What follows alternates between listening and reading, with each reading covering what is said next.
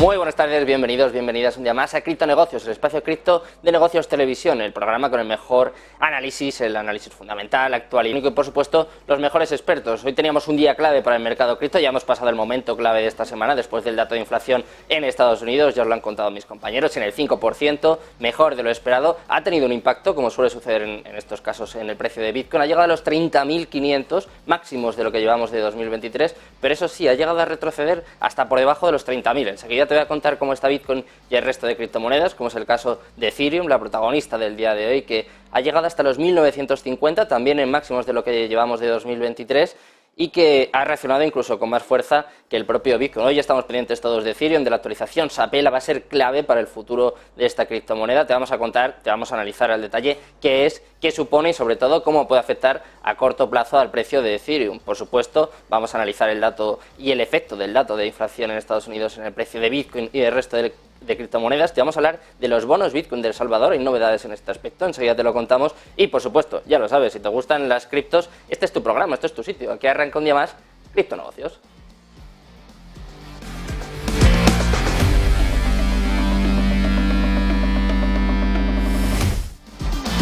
Antes de nada, para que nos situemos, vamos a repasar cómo está el mercado cripto en estos momentos. Vamos a comenzar, como siempre, por Bitcoin, que está peleando con los 30.000. Justo cuando te iba a hablar estaba en 30.001, ahora está en 29.990. De momento, lo que te puedo contar, en la última semana ha subido un 7%. Prácticamente. En las últimas 24 horas está cayendo, eso sí, un 0,79% y como te digo está peleando con esa barrera de los 30.000 que tanto le ha costado romper y que parece que ahora también le está costando consolidar. En segundo lugar tenemos a Ethereum prácticamente plano en las últimas 24 horas. Se deja un 0,02%, pero eso sí, en la última semana en verde, en positivo, subiendo un 0,83% hasta los 1.915 dólares. Como te comentaba, Ethereum ha llegado incluso a los 1.950, empieza a acercarse a esa barrera de los 2.000. En cuarto lugar tenemos a BNB cayendo. Hoy está cayendo prácticamente todo. En el caso de BNB, un 2,90%, se deja en las últimas 24 horas hasta los 319,86 dólares. Por eso sí, si nos ponemos a mirar el apartado semanal, también está en positivo, en su caso un 2,46%. En sexto lugar, vamos a ir con Ripple, con una de las protagonistas de las últimas semanas, una de las que más ha subido, está en este caso cayendo, dejándose un 3,10% hasta los 50 centavos y prácticamente plano en el apartado semanal, se deja un 0,08%. En séptimo lugar, vamos con Cardano, en este caso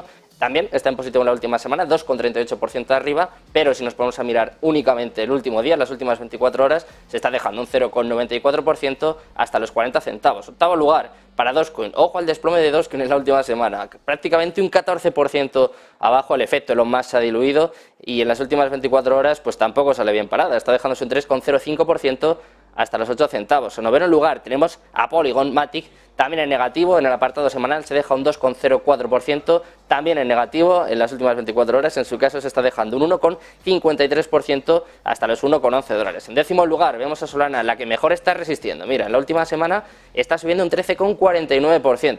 No está mal. En las últimas 24 horas, también en positivo, en verde es la única que está subiendo dentro del top 10, un 1,40% hasta los 23,62 dólares. Y vamos a cerrar nuestro top 10, lo vamos a hacer con Litecoin, que está prácticamente plano en la última semana, dejándose un 0,03%, pero está cayendo con bastante fuerza en las últimas 24 horas, un 3,08% abajo hasta los 92,14 dólares. Así está el mercado en el día de hoy, bañado de rojo en estos momentos. Vamos a contarte las noticias más importantes de las últimas horas. Venga, vamos con las Crypto News.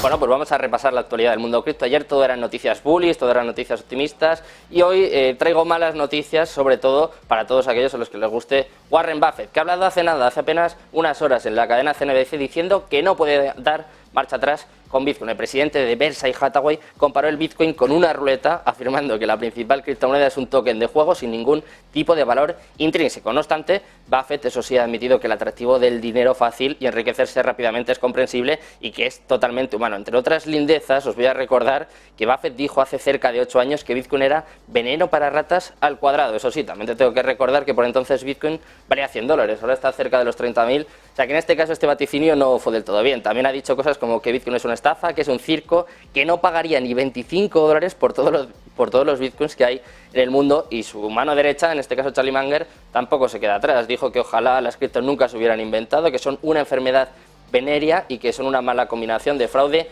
y engaño y que son buenas para los secuestradores. Desde luego que vemos que a Warren Buffett y a Charlie Munger no le gustan mucho las criptos. Al que sí que parece que le gustan, o por lo menos es bastante positivo para este año, es a Bank of America. Ojo, que cree que hay argumentos para un gran rally de Bitcoin este año.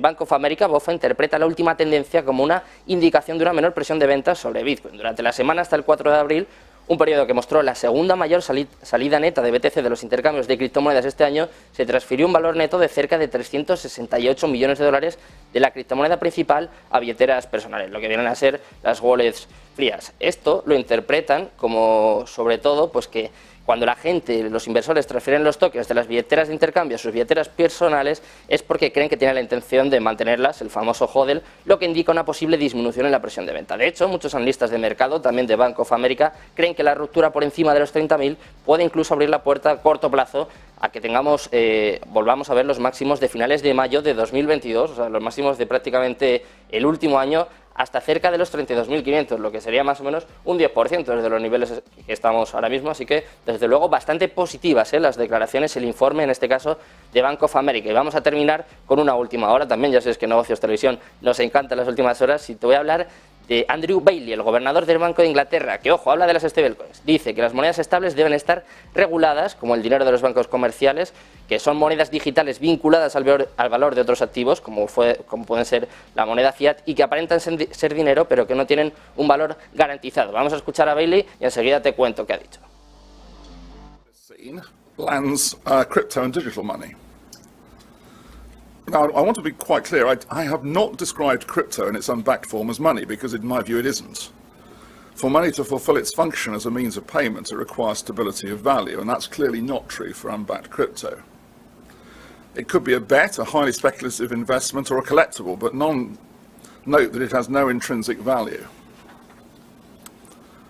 More interesting, I think, is the creation of so-called stablecoins, or digital currency, which purport at least to be money as a means of payment.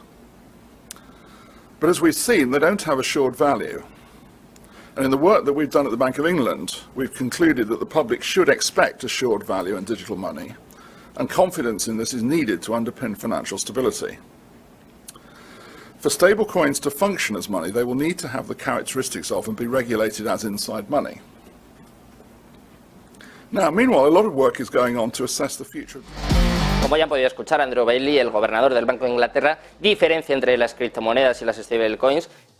Dice que el Banco de Inglaterra ha llegado a la conclusión de que el público debe esperar un valor garantizado en el dinero digital y que se necesita confianza en esto para apuntalar la estabilidad financiera. Además, dice que para que las monedas estables funcionen como dinero, deben tener las características y estar regulado como el dinero fiat. Vamos a ver qué sucede. Eso es normal, es lógico también lo que dice Andrew Bailey después de lo que pasó el año pasado con UST, la stablecoin de Terra, la crisis que hemos vivido con USDC hace apenas unas semanas, así que hay que admitir que tiene parte de razón el gobernador del Banco de Inglaterra, y vamos a ver qué sucede con la regulación tanto de las stablecoins como de las criptomonedas. Nosotros lo que vamos a hacer ahora es analizar con más detalle toda la actualidad. Te vamos a contar cómo afecta el dato de IPC al precio de Bitcoin, vamos a contarte también qué está pasando con los bonos Bitcoin de El Salvador, con nuestra entrevista del día que empieza ya. Venga, vamos.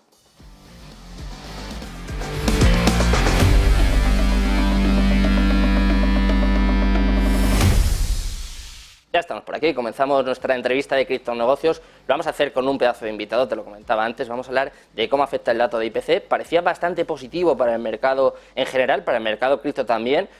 Lo comentaba, Bitcoin ha llegado incluso a subir a los 30.500 dólares, Ethereum lo hemos visto rondar incluso los 2.000. Ahora parece que se ha deshinchado un poquito el globo, lo hemos visto también en las bolsas. Y para analizar todo ello y para contarte los últimos detalles de los bonos de El Salvador de Bitcoin, voy a dar pasos, voy a presentar a uno de los mayores expertos que tenemos en el país. Es desde luego una eminencia en YouTube y es un placer tener por aquí a Miguel de Bitcoin al Día. ¿Qué tal, Miguel? Buenas tardes. Hola, buenas tardes. Gracias por invitarme al programa. Un placer tenerte por aquí. Si te parece, vamos a empezar por lo último. Este dato de inflación que nos tenía todos expectantes, nos tenía todos incluso con un poco de miedo, ha salido mejor de lo esperado incluso.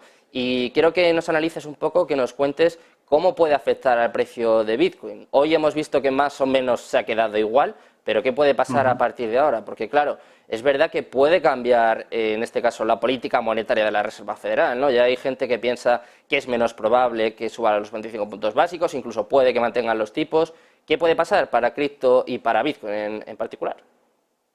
Pues verás, cuando salen este tipo de datos en el corto plazo, pues hay movimiento en el mercado, como hemos visto, ha habido una subida muy brusca en 5 minutos, que hemos llegado a alcanzar pues niveles casi de 30.500, y luego inmediatamente al de 2 horas hemos vuelto al punto de partida. Es decir, los datos en el corto plazo lo que provocan en el mercado es más ruido que otra cosa, porque al final los inversores institucionales no están pendientes del dato que salga justo hoy para tomar una decisión de si compran o no compran.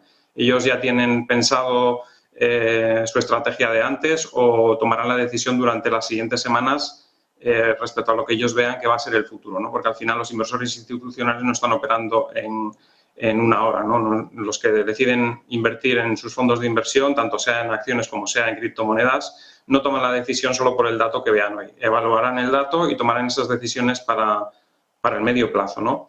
Lo que creo que está ocurriendo, como bien decías, es que los tipos de interés están llegando a su punto máximo de subida. Y este escenario es precisamente lo que los inversores llevan descontando desde octubre del año pasado, cuando las bolsas tocaron los mínimos. Es decir, estamos alcanzando las expectativas que se tenían hace unos meses. Por lo tanto, las bolsas se están quedando sin gasolina porque esto era lo que le ha hecho subir hasta este punto.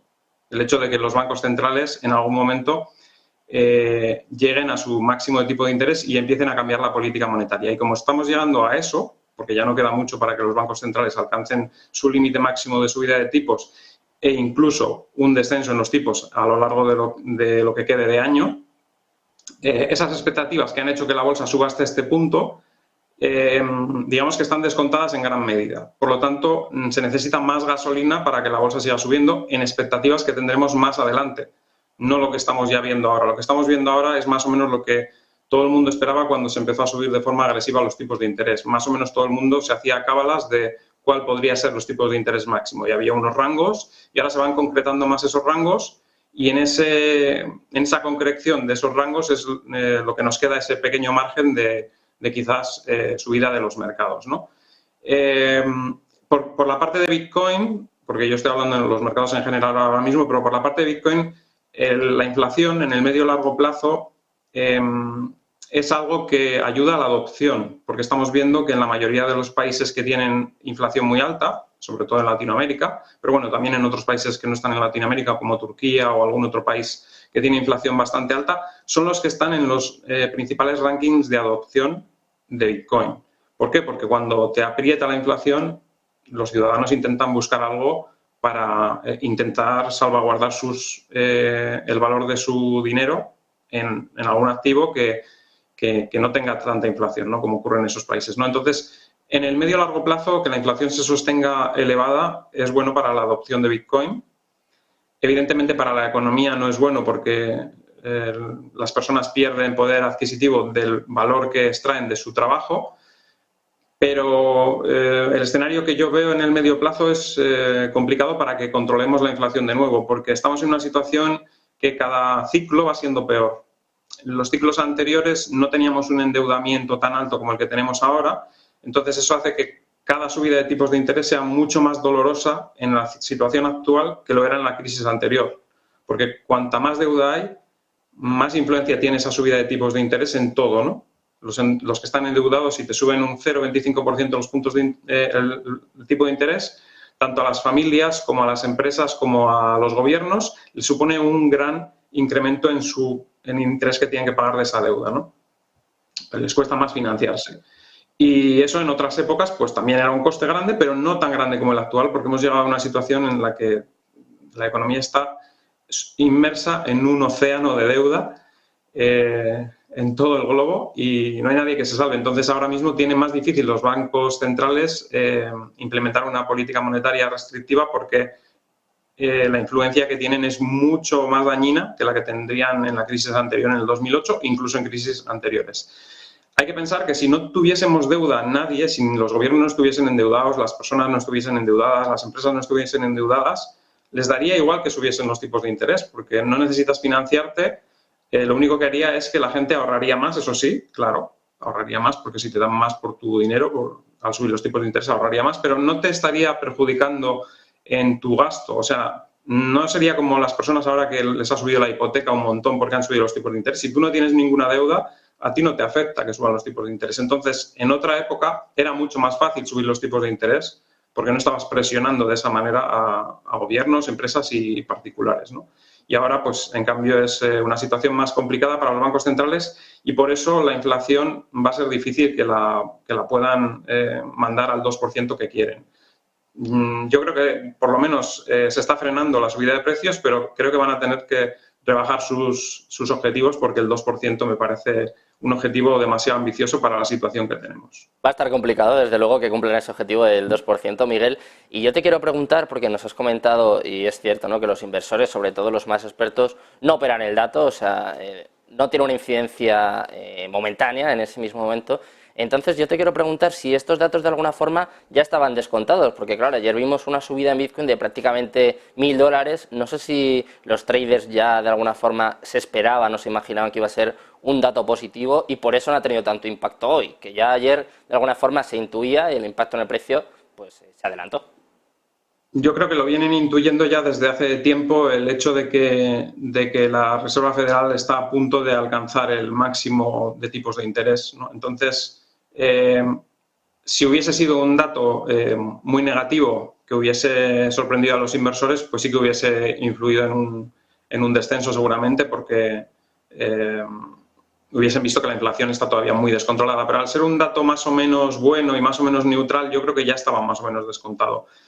Prácticamente se está hablando ya desde hace varias semanas de que esta subida puede ser la última y creo que eso es lo que le importa a los mercados, independientemente de si el dato es un poquito mejor o un poquito peor, y eso es lo que están descontando los precios. Por eso ha aguantado Bitcoin también en la parte alta durante pues, casi un mes, ¿no? En esa parte de los 28.000 sin apenas hacer ninguna corrección. Hay mucha fuerza en el mercado porque el mercado está viendo que dentro de poco va a haber mucha liquidez. Entonces la gente se anticipa, no están esperando a que haya esa liquidez dentro de 6 meses. La gente ya compra ahora y por eso se mantiene fuerte el mercado.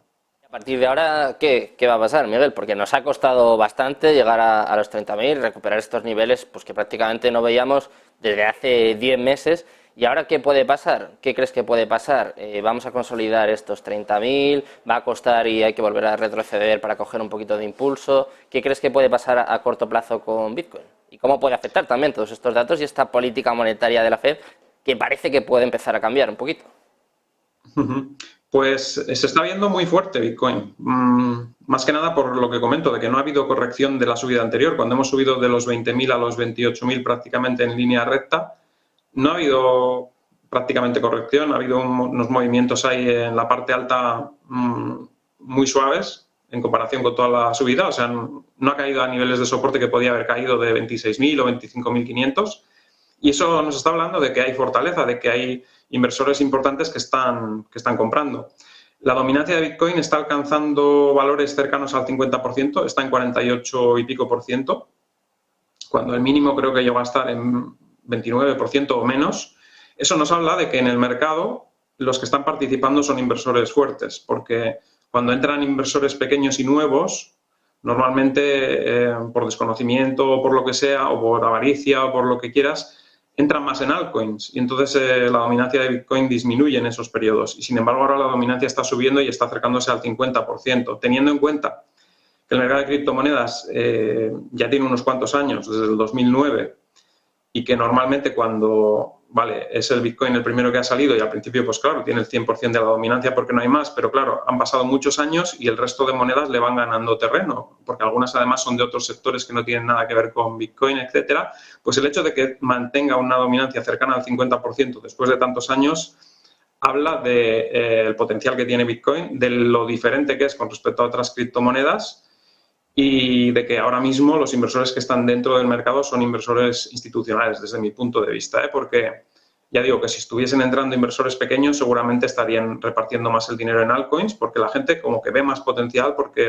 el precio es más barato, pero una cosa es el precio y otra cosa es el valor, y el valor que aporta Bitcoin no tiene nada que ver con las altcoins. Entonces, bueno, por un poco de desconocimiento ocurre eso, ¿no? Entonces yo ahora mismo lo que estoy viendo es eso, que hay mucho inversor importante apostando por Bitcoin y por eso no cae, porque apenas le dejan corregir y vuelve a entrar dinero. Entonces, no sé si consolidará encima de los 30.000. Quizás encima de los 30.000 ha ido demasiado rápido en muy poco tiempo, pero va a ser complicado que lo veamos por debajo de los 26.000. Va a ser complicado que lo veamos en esta fase de ciclo. Tiene que pasar algo muy mal o una caída muy fuerte de las bolsas para que arrastre quizás un poquito a Bitcoin, ¿no? Pero la correlación tampoco es que esté siendo muy alta entre las bolsas y Bitcoin, más bien lo contrario. Desde que ocurrió lo de FTX se ha desmarcado bastante. Hay que aclarar que la correlación no tiene que ver con lo que ha pasado hoy con el dato, por ejemplo, que todos los mercados reaccionan por el dato. Eso es ruido del corto plazo. Y la correlación viene después. Cuando pasa el ruido, ¿qué es lo que pasa, ¿no? Y estamos viendo que Bitcoin está subiendo en este año muchísimo más que las bolsas y la correlación que tiene con los mercados ahora mismo es bastante baja, ¿no? Con los mercados tradicionales, con las bolsas. Este dato que dabas, Miguel, de la dominancia de Bitcoin, lo llevamos comentando toda la semana, prácticamente en el 48%, cerca de máximos de los últimos 2 años. Quiero que nos cuentes, que expliques también a los espectadores si es bueno o malo para el mercado cripto y luego también qué posibilidades hay de que haya una alt season, porque ya veo mucha gente que apunta a que hay parte del dinero que se está yendo a Ethereum, que después de ir a Ethereum puede ir al resto de altcoins, a lo mejor primero al top 10, luego top 50 y que se desate esta famosa alt season. Cuéntame, ¿qué probabilidades hay realmente de que esto suceda? Bien, este es el gráfico de la dominancia, lo he puesto aquí, como veis está en una zona de máximo desde mayo del 2021 más o menos está en la zona de máximos y bueno, habla de que el mercado pues está apostando por lo más fuerte, ¿no? Que es el Bitcoin, ¿no? Respecto a la alt season que pueda haber, pues sí, es posible que dentro de unos meses tengamos una alt season porque como vemos la dominancia está muy arriba y cuando empiecen a venir inversores nuevos, pues seguramente será el momento de que tengamos una alt season. Esto suele ocurrir siempre. Cuando ocurre un mercado bajista, desaparecen todos los pequeños inversores porque normalmente además se han metido en mal momento, han entrado a contrapié cuando todo el mundo habla de las criptomonedas y todo el mundo dice que ha ganado mucho con las criptomonedas, pues ya cuando ha ganado todo el mundo mucho suele ser ya en las últimas fases y normalmente entran ahí los pequeños inversores y entran a contrapié y entran en altcoins y se llevan toda la caída y salen del mercado, ¿no? Entonces ahora mismo el mercado está sin ese tipo de inversores desde hace muchos meses porque ya sucumbieron en el ciclo bajista anterior. Y ahora, cuando empiecen a ver que Bitcoin sube y que se vuelve a hablar otra vez de las criptomonedas y que quizás dentro de 3 o 4 meses empiecen a moverse las altcoins también de forma alcista, pues quizás vuelvan esos pequeños inversores y en ese momento es cuando tendremos una alt season. Sí, puede ocurrir.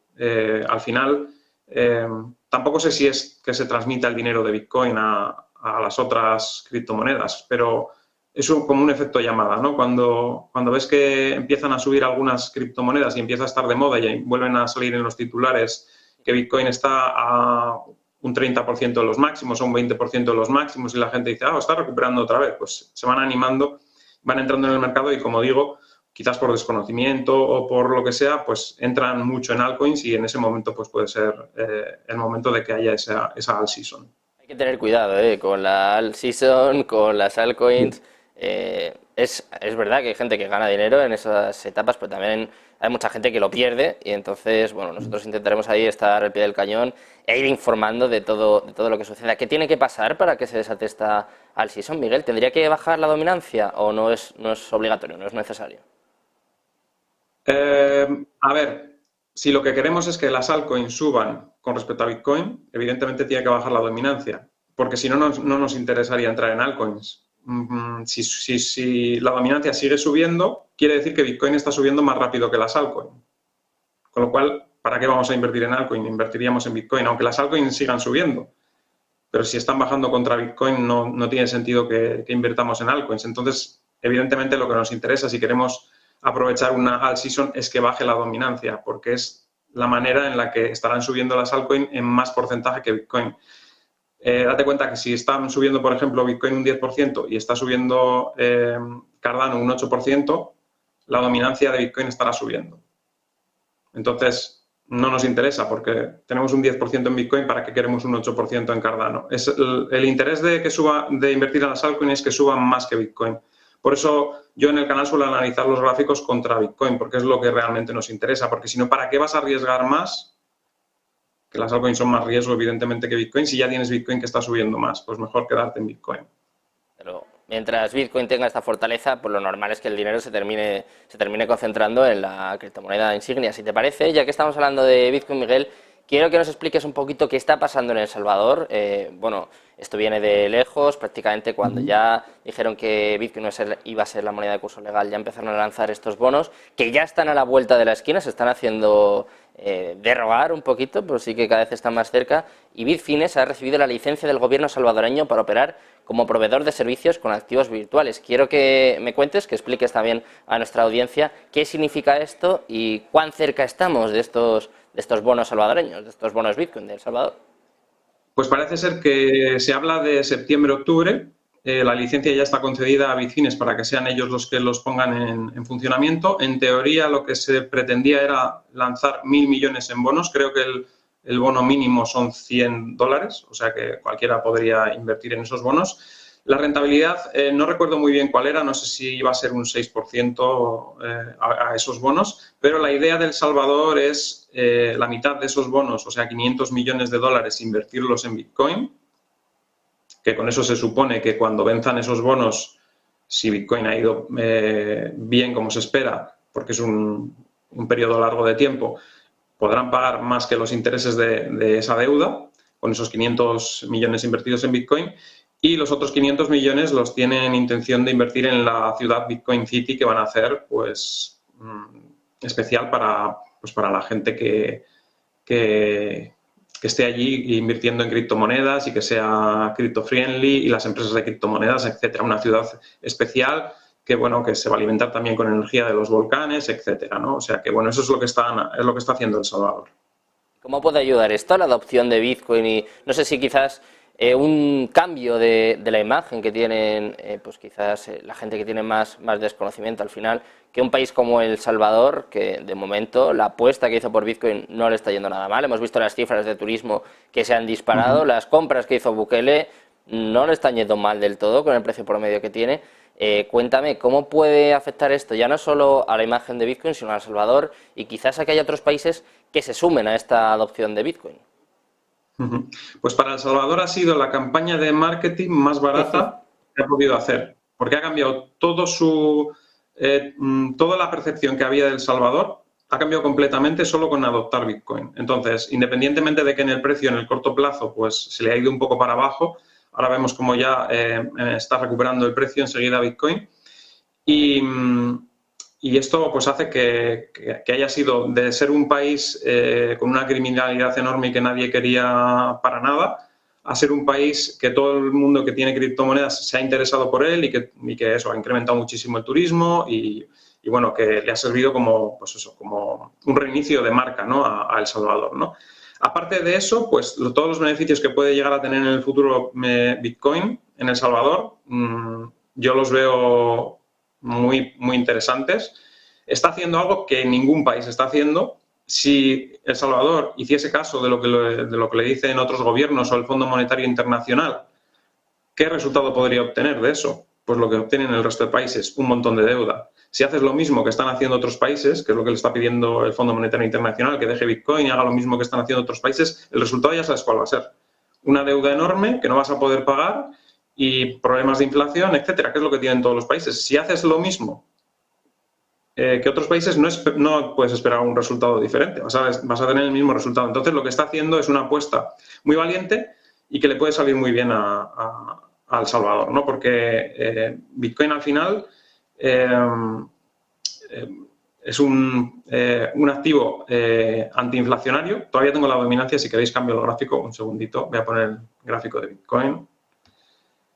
Como decía, es un activo antiinflacionario y eso le viene muy bien a la economía de El Salvador posiblemente, y poco a poco lo que tiene que intentar El Salvador es intentar deshacerse de la deuda, porque eso es lo que lastra al final a la mayoría de países, y si logra conseguir eso, estará ayudando a la adopción de Bitcoin, porque los países de alrededor, pues todos los países de alrededor de El Salvador, Honduras, Nicaragua, etcétera, si ven que el modelo va bien, y de momento va bien, pues posiblemente lo adopten también, y eso al final va creando una semilla que va creciendo poco a poco y ayuda a la adopción de Bitcoin.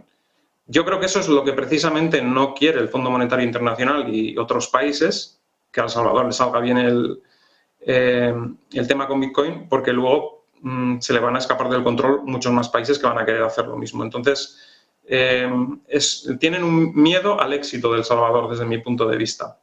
Y eso, a la larga, cuando se demuestre que sí que es una buena decisión, va a ayudar mucho a la adopción, no solo en el resto de países de alrededor, sino en las personas que van a decir, mira qué bien lo está haciendo El Salvador, Bitcoin no será tan malo cuando fíjate qué bien le va a El Salvador, ¿no? No le está yendo nada mal. Y antes de despedirte, Miguel, te voy a pedir en este caso una predicción, pero no de precio, ¿vale? No va a ser en este caso del precio de Bitcoin, sino todos estamos pendientes de la Miami Bitcoin Conference, va a tener lugar en apenas 2 meses. Ahí precisamente fue cuando se anunció que El Salvador iba a adoptar a Bitcoin como moneda de curso legal. Teniendo en cuenta todo esto que hemos contado de El Salvador, teniendo en cuenta pues, que el año de Bitcoin está siendo bastante bueno, prácticamente un 80% de subida, ¿crees que puede haber otro país que se anuncie, que se sume en este caso? Me acuerdo que el año pasado hablaron de Madeira, de Honduras. ¿Crees que podemos tener una sorpresita en este aspecto? Yo creo que no todavía, porque creo que están todavía como esperando a ver qué es lo que pasa con El Salvador. O sea, proyectos pequeños en esos países de alrededor sí que hay, proyectos pequeños en zonas concretas, pero no como país. Entonces, creo que es que tampoco hay gente tan valiente como Nayib Bukele para tomar las decisiones. Yo creo que si en otros países hubiese gente valiente sí lo harían, pero creo que no se quieren arriesgar y prefieren esperar a que vaya todo muy bien y aunque entren luego tarde, prefieren eso que no arriesgarse y que se les eche la gente encima. Ahí yo veo que Bukele ha sido muy valiente en ese aspecto y que otros pues no tienen esa valentía y por eso no lo hacen. Yo creo que sí que sería momento de hacerlo, pero creo que tienen más miedo a lo que dirán de ellos, seguramente o sus ciudadanos o las instituciones internacionales o lo que sea, tienen más miedo de eso que de otra cosa y por eso creo que no habrá sorpresa en ese sentido, pero no creo que tardemos muchos años en que veamos resultados muy positivos en El Salvador y no tengan más remedio algunos que arriesgarse. Como bien dice el Miguel, tienen la mayoría de políticos. Nosotros, sin miedo, lo que sí que vamos a hacer va a ser despedirte por hoy. Te doy las gracias, Miguel, por estar por aquí, por tus análisis y por analizar también todo lo que está sucediendo en el mundo cripto. Muchas gracias, Miguel. Buenas tardes. Gracias a vosotros. Buenas tardes. Placer. Bueno, pues nosotros no nos vamos a hacer una pequeñita pausa, 2 minutos, y enseguida volvemos. Te vamos a contar qué es la actualización Sapela de Ethereum y cómo puede influir a corto plazo en el precio de Ether. Quédate conmigo, que enseguida te lo cuento. Hasta ahora.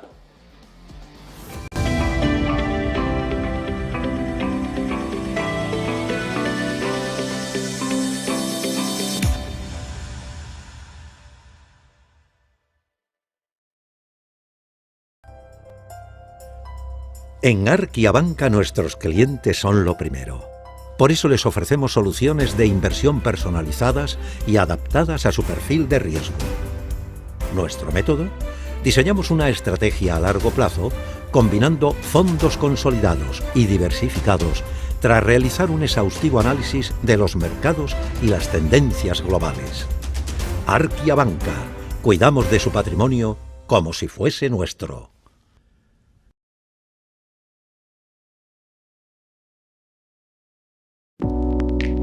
Creemos que la sociedad actual necesita más arte y más color. Le da a la gente la oportunidad de asimilar diferentes perspectivas. Es realmente un placer pintar este cuadro, porque es una hermosa imagen para comenzar. Lo último que pintaremos es el auricular en vez del pendiente. Using a classic and merging it with modern. This is very provoking.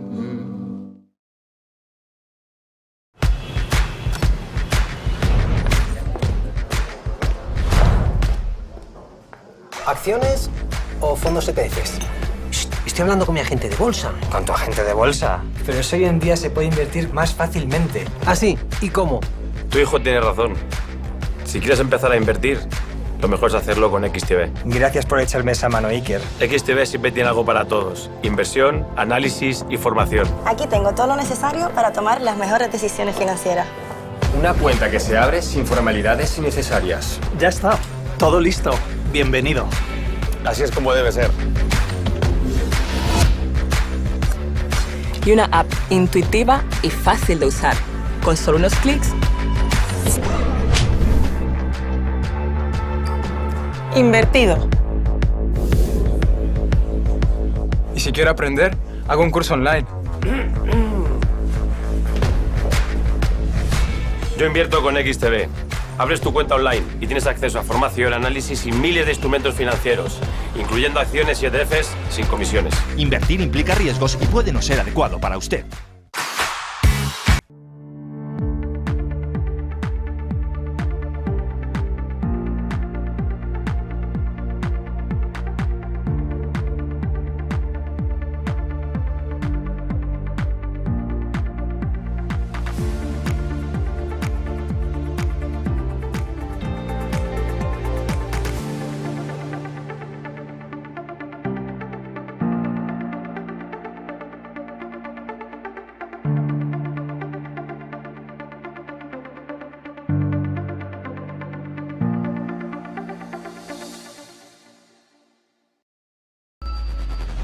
Localizarnos ahora es más fácil. La economía a tu alcance. Empresas. Inversiones. Tecnología. Ya en la app de Movistar. Vive la economía. Negocios Televisión.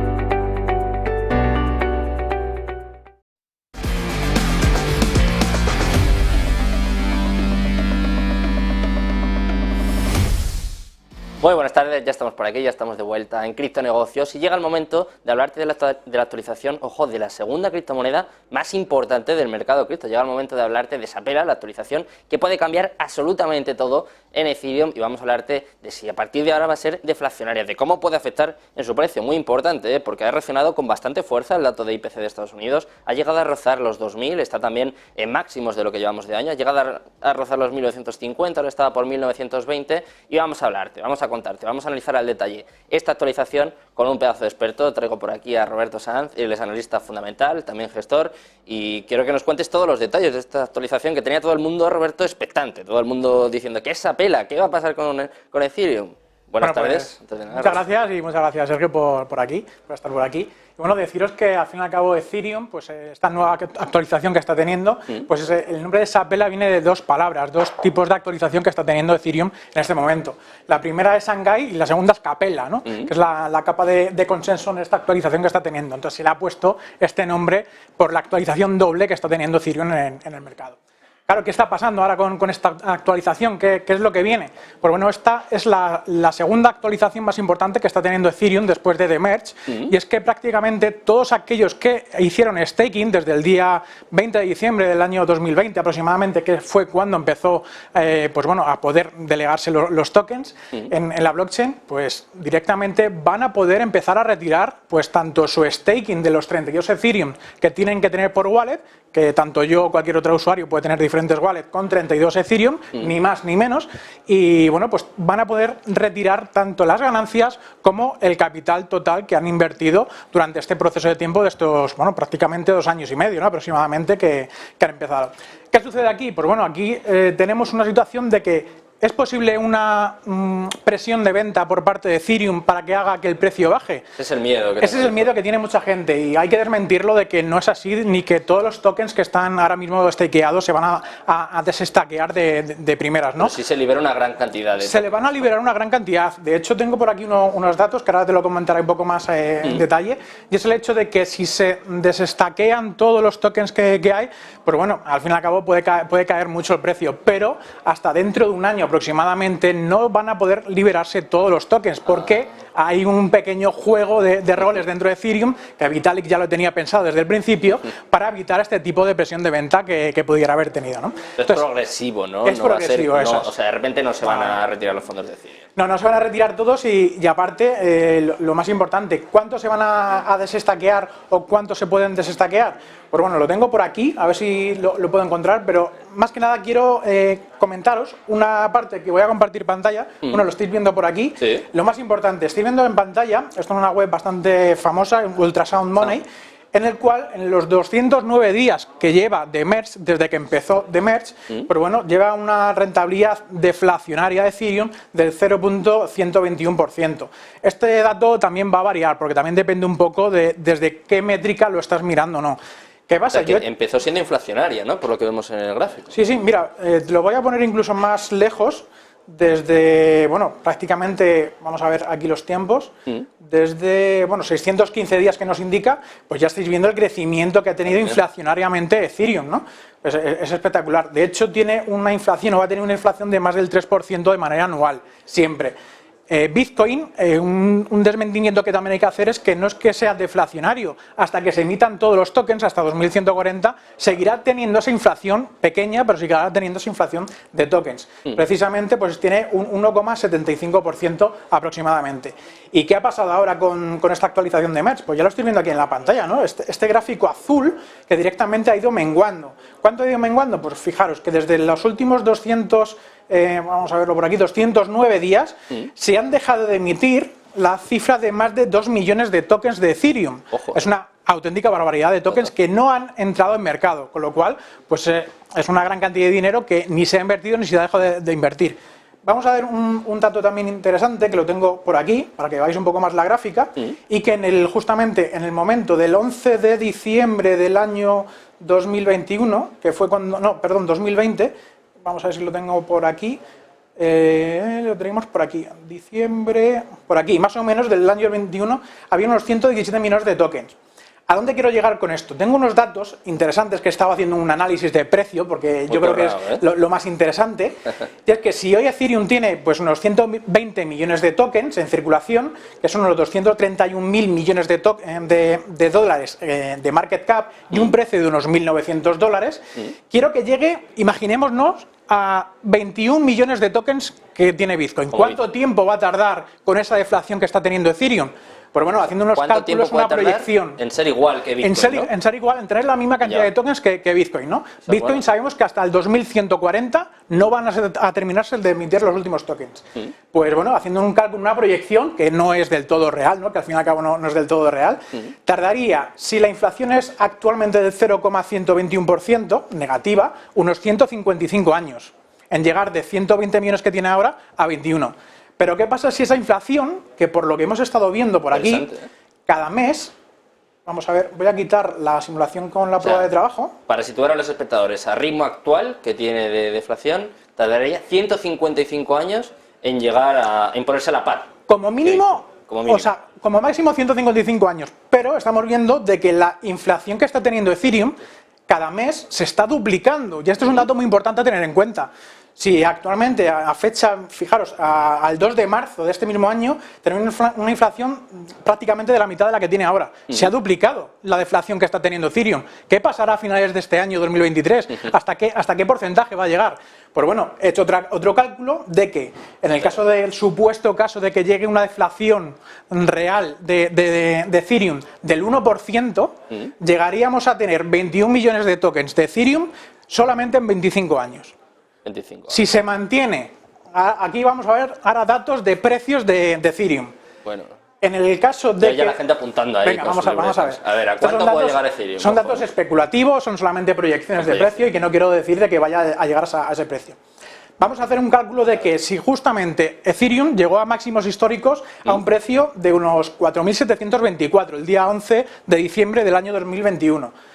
Justo donde tenías el gráfico antes. Tenía el gráfico antes. Y si ponemos que el market cap total en ese momento eran de 558.000 millones de dólares, tendría un precio con los tokens actuales de 11.187 dólares. El precio de Ethereum si llegase al market cap total de ATH que ha tenido Ethereum. Me he pasado.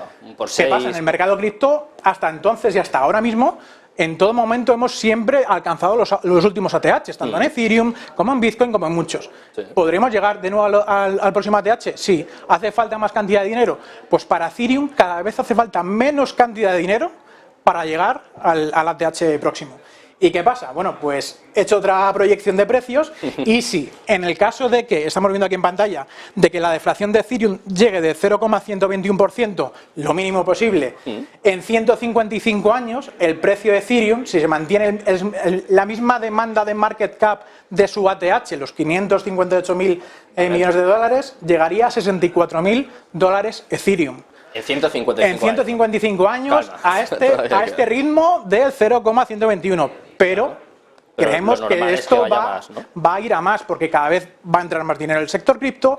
Estamos viendo que Ethereum cada vez está teniendo mucho más, captura mucho más valor, ¿no? En el día de hoy, por todo lo que está viniendo con las capas 2. Pues bueno, estamos viendo que Ethereum es el número 1. Y bueno, pues posiblemente podamos ver este precio de Ethereum dentro de 25 años, 30 años, que no haya que esperar tanto, en estos precios. En ese caso, siempre se habla, ¿no?, del famoso flippening, es una de las comidillas, ¿no?, dentro del sector. Claro, con estas proyecciones te pones a mirar precios y dices, pues igual, ¿no? A ver, son proyecciones. Parece más probable. Parece probable, ¿no? Al fin y al cabo, siempre se hacen... Nunca me lo había planteado yo así, ¿eh? Por eso los analistas tenemos que averiguar constantemente qué proyección de precios puede tener diferentes tipos de escenarios, ¿no? Yo aquí os he contado un tipo de escenario que es probable según los datos actuales de hoy en día. Ya os digo que estas métricas que estamos viendo aquí, no creo que cada mes o cada 2 meses se vaya a duplicar la deflación que tiene Ethereum, pero sí que es probable, es mucho más probable de que el precio aumente a medida que los tokens vayan menguando y haya la misma demanda que hoy en día. O sea, que ni suba ni que baje, que siga habiendo la misma demanda. Esto es como todo, oferta y demanda y ley de precios.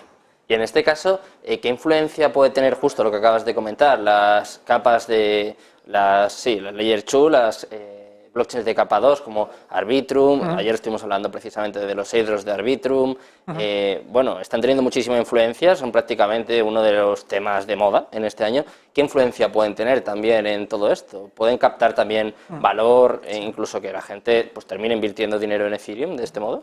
Tenemos que darnos cuenta que si fuéramos en un pelotón, en una carrera de ciclista, ¿no? Que el que se escapa ahora mismo es Ethereum, pero el resto, el pelotón, son las capas 2, ¿no? Entonces van a ir ayudando a ese ciclista número 1 que está ahí en cabeza para conseguir el éxito, ¿no? Al fin y al cabo, sobre todo si son compañeros de trabajo, compañeros de equipo, ¿no? Eso es prácticamente como si fuera la L2. Entonces, en este caso, cuanto más valor capturen estos protocolos de capa 2 por encima o lateralmente de Ethereum, más valor va a traer Ethereum, porque realmente esas transacciones se van a incrustar en la propia red de Ethereum. Con lo cual, más valor va a coger Ethereum y cuantas más transacciones haya, pues mejor para el protocolo, mejor para todos los inversores y funcionará mucho mejor todo. Y en este caso, Roberto, ¿qué pasa con las Ethereum Killers? Porque claro, yo conforme íbamos comentando todo esto estaba pensando, ¿qué pasará con Solana? ¿Qué pasa con Cardano?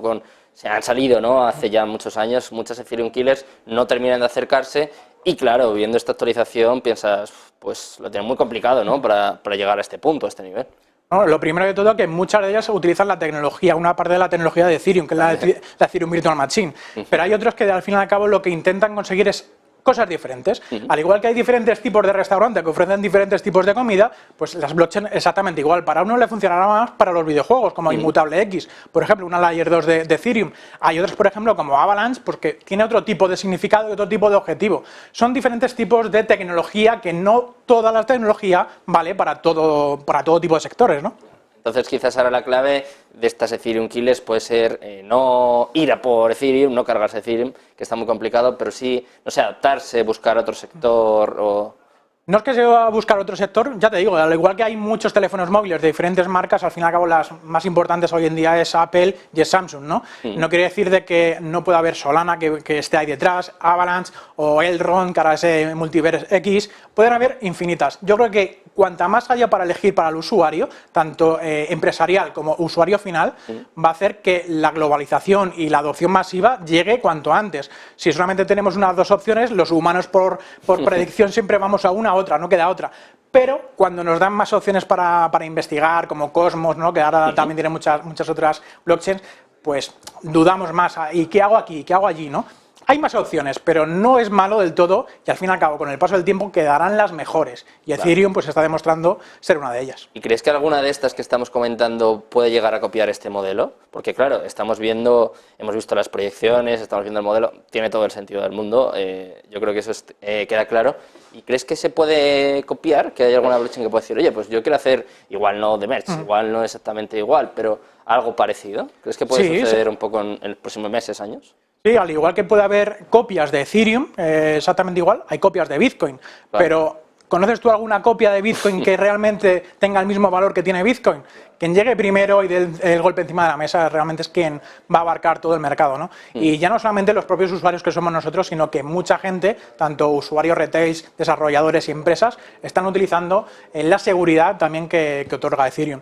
Pero no es que sea fiel defensor de Ethereum, solamente son proyecciones, son opiniones mías personalmente, no quiero decir lo contrario, pero hay otras muchas blockchains diferentes que también son muy buenas en lo suyo. No quiere decir de que, oye, pues tengamos que elegir un teléfono móvil en concreto porque es el que mejor sube las fotos a Instagram, por ejemplo. Hay diferentes tipos de sectores, blockchains y usuarios y empresas para poder elegir todo. Y si hablamos más a corto plazo, ¿qué efecto puede tener para este año esta actualización en Ethereum? Por ejemplo, esta barrera que vemos de los 2000. Mira, pues aquí os voy a enseñar el gráfico justamente de Ethereum, de cuando empezó The Merge. El The Merge empezó el día 15 de septiembre, 15-16 de septiembre del año pasado, de 2022. Y aquí empezó a ser Ethereum deflacionario. Tuvo un pequeño repunte, ¿no?, al principio del todo, como estamos viendo por aquí, y ya a partir justamente de la fecha del 18 de noviembre ya empezó a ser más deflacionario, ¿no? Entonces, a partir de entonces, si nos fijamos por aquí, el día 18, el precio de Ethereum no ha ido más que subiendo.